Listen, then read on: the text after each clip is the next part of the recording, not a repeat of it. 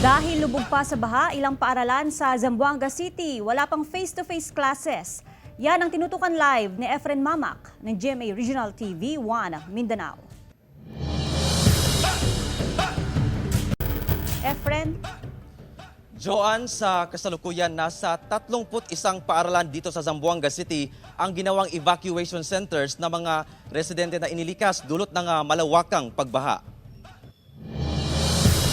Gumagamit ng boots ang mga guro sa Tugbungan Elementary School sa Barangay Tugbungan sa Zamboanga City dahil hindi pa humuhupa ang tubig baha sa 12 school building ng paaralan. Ang ibang bahagi ng paaralan ay hanggang tuhod ang taas ng tubig baha na dala ng low pressure area noong nagdaang linggo. Ang mga learning material tulad ng mga module at libro ng mga guro ay kabilang sa mga nabasa. Nasa mahigit 300 na pamilya ang inilikas at kasalukuyang nananatili sa paaralan. Dahil dito, wala munang face-to-face classes ang idinadao sa paaralan. Kaya pansamantalang magsasagawa ng modular learning. Sisimulan ito bukas hanggang sa humupa ang tubig baha. Samantala sa Tetuan Central School na isa sa pinakamalaking paaralan sa Zamboanga City, wala ding munang face-to-face classes. Hindi man binaha ang paaralan pero ginawa itong evacuation center ng 4 na apektadong barangay sa lungsod. Mahigit 480 na individual ang inilikas dito. Kaya sisimula ng face-to-face class sa paaralan sa susunod na linggo habang pansamantalang nagpapatupad ng modular learning. Ayon naman sa DepEd, may 70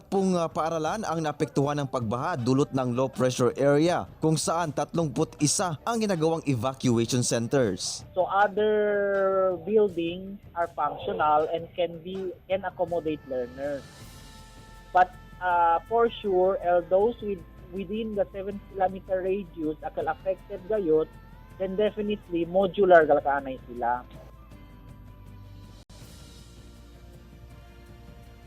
Joan, magpapatuloy ang general cleaning at disinfection sa mga classrooms para muli itong magamit ng mga mag-aaral. Sa kasalukuyan, maliwalas po ang lagay ng panahon dito ngayon sa Zamboanga City at inaasahan na huhupa ang tubig baha ngayon dito sa Zamboanga City, lalo na sa Tugbungan Elementary School.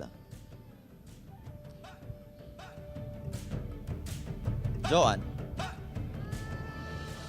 Maraming salamat, Efren Mamak.